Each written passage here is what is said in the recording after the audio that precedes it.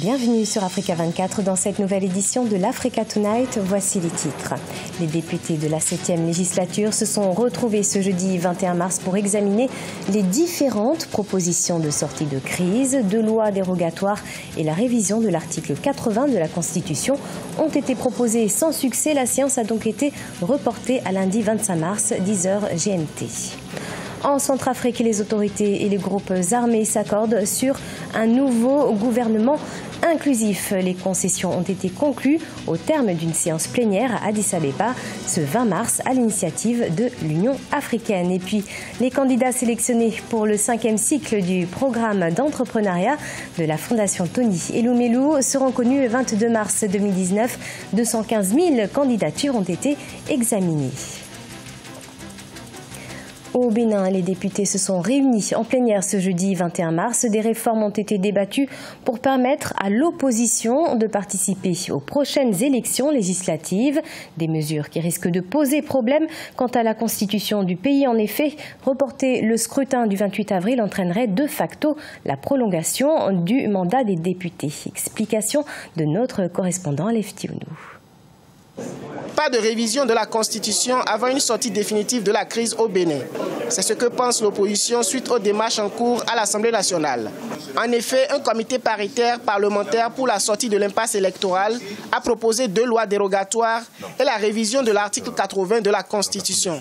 Au regard de la démarche choisie par le président Patrice Talon et des tractations menées par Maître Adrien Humbedji en vue des élections législatives inclusives, l'opposition a opiné mercredi 20 mars 2019 à Cotonou. Elle désapprouve l'amendement de l'article 80 de la Constitution. L'opposition, tout en dénonçant le caractère biaisé de la démarche du chef de l'État, a jusque-là continué de prendre part aux discussions tout en rappelant ses préalables et la démarche qui convient en pareilles circonstances.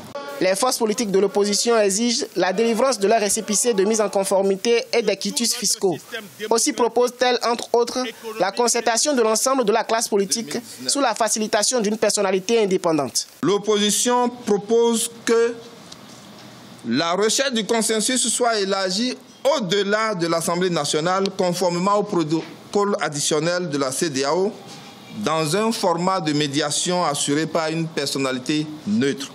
La non-délivrance des quitus fiscaux et du certificat de conformité à la charte politique aux partis politiques sont entre autres les éléments déclencheurs de la crise politique en prélude aux législatives du 28 avril 2019.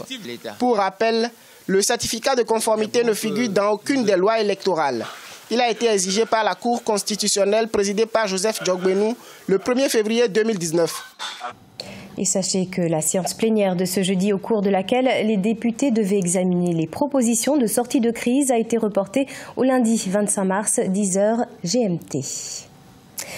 Le processus de paix est en bonne voie en Centrafrique. Un consensus a été trouvé entre les autorités de la République centrafricaine et les groupes armés à Addis Abeba en Éthiopie.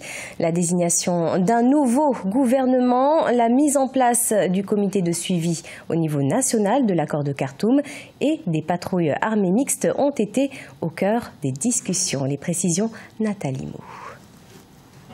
Un nouveau gouvernement plus inclusif sera mis en place en République centrafricaine. Cette résolution a été adoptée lors de la réunion d'évaluation de l'accord de paix centrafricain qui a pris fin le 20 mars 2019 à Addis Abeba en Éthiopie. La rencontre initiée par l'Union africaine visait à renouer le dialogue entre les parties signataires de l'accord de paix centrafricain du 6 février 2019. Associer toutes les forces nationales dans la gestion de la chose publique est souvent difficilement envisageable. Ce d'autant plus que ce qui pose problème, c'est la véritable répartition des portefeuilles d'autorité, là où le véritable leadership politique se joue. Depuis la nomination du gouvernement en place, un climat de tension s'est installé entre les 14 groupes rebelles impliqués dans l'accord de paix et les autorités du pays. La contestation de la composition de l'équipe gouvernementale actuelle a conduit à une vague de démissions. Au-delà du ministère de l'Intérieur, le ministère de la Défense, que le président Touadéra puisse laisser au moins entre les mains des partis d'opposition, de la société civile et des groupes armés, les ministères comme ceux de la justice, celui peut-être des relations extérieures celui de l'économie, pour permettre que les Centrafricains, quels que soient les différents bords, puissent se retrouver autour de ce qui doit les rassembler.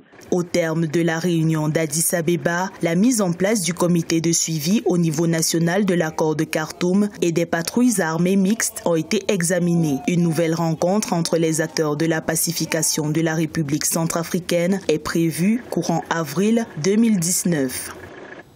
Également dans l'actualité, le Front de Libération Nationale et le Rassemblement National Démocratique, les deux principaux partis politiques au Parlement, ont exprimé ce mercredi leur soutien au mouvement populaire. Ils réclament un changement radical dans la gouvernance de l'Algérie. Par ailleurs, la coordination nationale pour le changement, qui réunit des dirigeants politiques ainsi que des membres de l'opposition et des militants, a demandé quant à elle à l'armée de ne pas s'ingérer dans le processus de transition politique. Engagée dans l'autonomisation des entrepreneurs, la Fondation Tony Elumelu annoncera les candidats retenus pour la cohorte 2019 du programme d'entrepreneuriat. Vendredi 22 mars 2019, 1000 candidats ont été sélectionnés pour le 5e tour du programme de la Fondation, découverte avec Siamo Victoria Sedji. Depuis 2015, la Fondation Tony Elumelu s'est engagée à promouvoir l'entrepreneuriat. Le programme est un engagement de 100 millions de dollars sur 10 ans visant à identifier, former, mentorer et financer 10 000 entrepreneurs africains. En 2019, plus de 215 000 candidatures ont été examinées contre 20 000 en 2015. Ce 22 mars, les 1000 candidats sélectionnés pour cette 5e édition sont dévoilés. Plus de 215 000 entrepreneurs de 54 pays africains ont postulé contre 151 000 l'année dernière. La participation des femmes a augmenté de 62 000 en 2018 à 90 000 en 2019. Ces chiffres croissants témoignent du désir brûlant de l'entrepreneur africain de développer notre continent. Ainsi, la Fondation autonomise chaque année 1000 entrepreneurs ambitieux, lesquels bénéficient d'un capital d'amorçage non remboursable de 5 000 $ et d'autres avantages leur permettant de promouvoir leurs entreprises auprès d'un public international. En 2018, la Fondation a lancé TEF Connect, hub numérique de l'entrepreneuriat en Afrique, connectant plus de 400 000 utilisateurs. Le programme de la Fondation Tony Elumelu apporte beaucoup dans l'univers entrepreneurial, avec déjà le financement qui est un gros problème pour les néo-entrepreneurs, et en plus la formation de qualité. Le fait aussi de croire en la jeunesse africaine ou bien au projet, et surtout le volet où on croit au projet. Il y a des gens qui ont été sélectionnés à cause du projet, pas parce qu'ils ont de grands diplômes. À ce jour, la Fondation Tony Elumelu a autonomisé directement 4000 entrepreneurs africains et indirectement 470 autres. Avec l'appui de ses partenaires, elle souhaite toucher des entrepreneurs supplémentaires en dehors de l'engagement annuel. Ce 15 mars, le cyclone Idai a dévasté la ville portuaire mozambicaine de Beira, puis a traversé le pays semant la désolation jusqu'au Zimbabwe et au Malawi voisin. Il s'agit du cyclone le plus puissant que l'Afrique australe ait connu ces 10 dernières années. Près d'1 million de personnes ont été affectées, dont plus de 80 000 d'entre elles qui ont dû quitter leur foyer au Malawi selon l'ONU.